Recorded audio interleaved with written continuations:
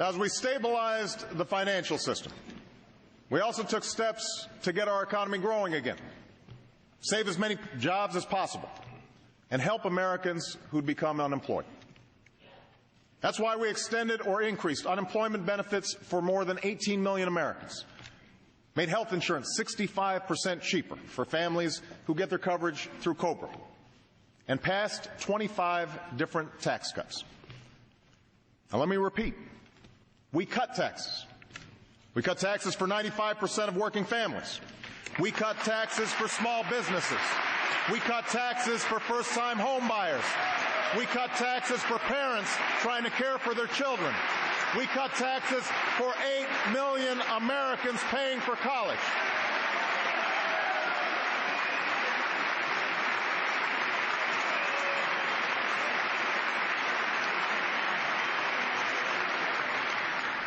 I thought I'd get some applause on that one.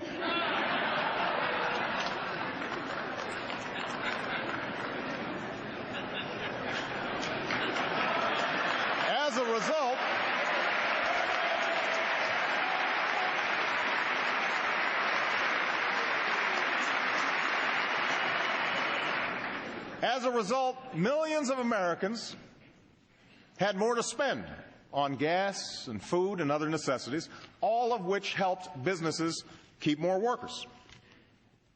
And we haven't raised income taxes by a single dime on a single person. Not a single dime.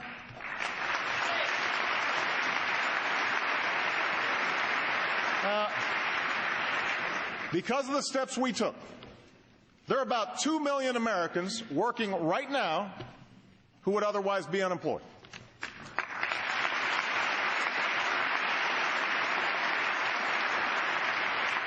200,000 work in construction and clean energy.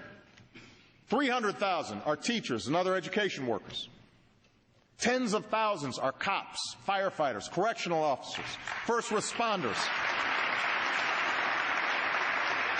And we're on track to add another 1.5 million jobs to this total by the end of the year. The plan that has made all of this possible, from the tax cuts to the jobs, is the Recovery Act. That's right. The Recovery Act, also known as the stimulus bill.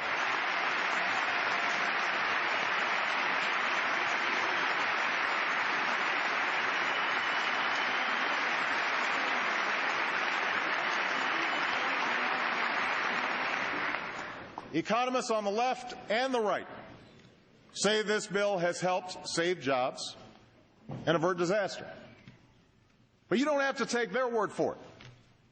Talk to the small business in Phoenix that will triple its workforce because of the Recovery Act.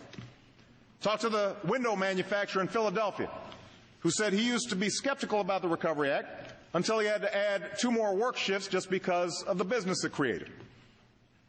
Talk to the single teacher raising 2 kids who was told by her principal in the last week of school that because of the Recovery Act, she wouldn't be laid off after all. There are stories like this all across America. And after 2 years of recession, the economy is growing again. Retirement funds have started to gain back some of their value. Businesses are beginning to invest again. And slowly, some are starting to hire again. But I realize that for every success story, there are other stories of men and women who wake up with the anguish of not knowing where their next paycheck will come from, who send out resumes week after week and hear nothing in response.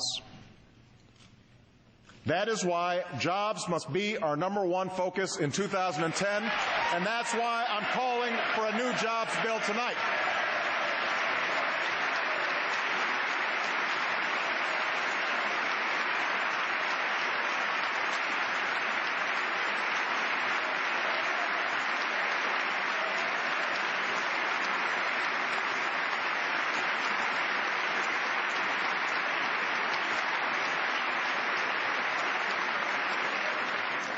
Now, the true engine of job creation in this country will always be America's businesses.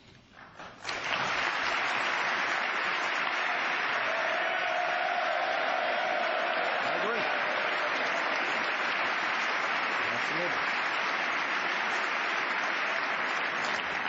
But government can create the conditions necessary for businesses to expand and hire more workers. We should start where most new jobs do, in small businesses. Companies that begin when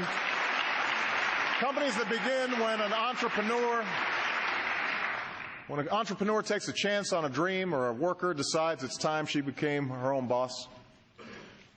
Through sheer grit and determination, these companies have weathered the recession and they're ready to grow.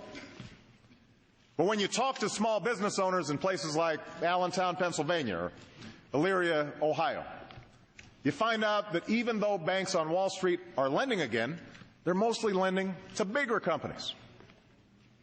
Financing remains difficult for small business owners across the country, even those that are making a profit.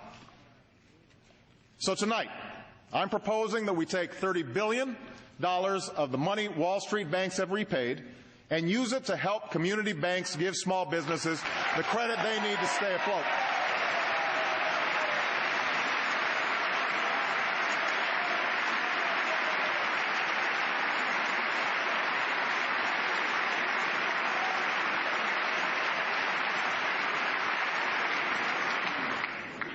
I'm also proposing a new small business tax credit, one that will go to over 1 million small businesses who hire new workers or raise wages.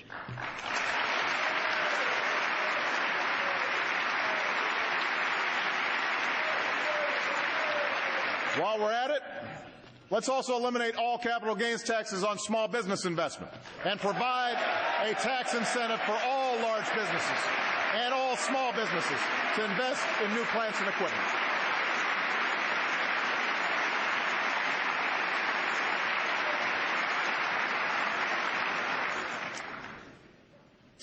Next, we can put Americans to work today building the infrastructure of tomorrow.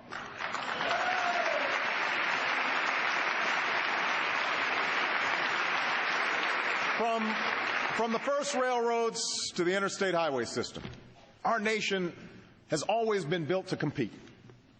There's no reason Europe or China should have the fastest trains or the new factories that manufacture clean energy products.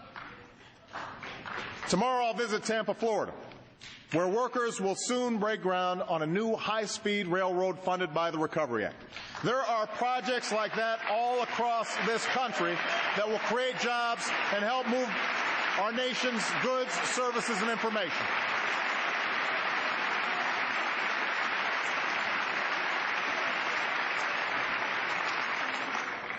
We should put more Americans to work building clean energy facilities and give rebates to Americans who make their homes more energy efficient, which supports clean energy jobs. And to encourage these and other businesses to stay within our borders, it is time to finally slash the tax breaks for companies that ship our jobs overseas and give those tax breaks to companies that create jobs right here in the United States of America.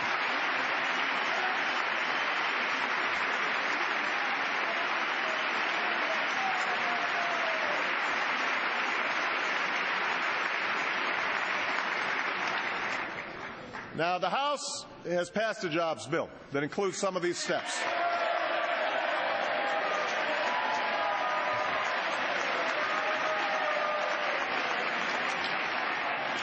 As the first order of business this year, I urge the Senate to do the same, and I know they will. They will.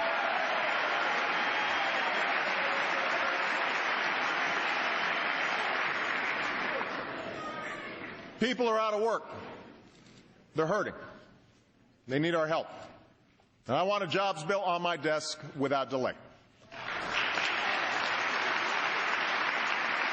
But the truth is, these steps won't make up for the 7 million jobs that we've lost over the last 2 years. The only way to move to full employment is to lay a new foundation for long-term economic growth.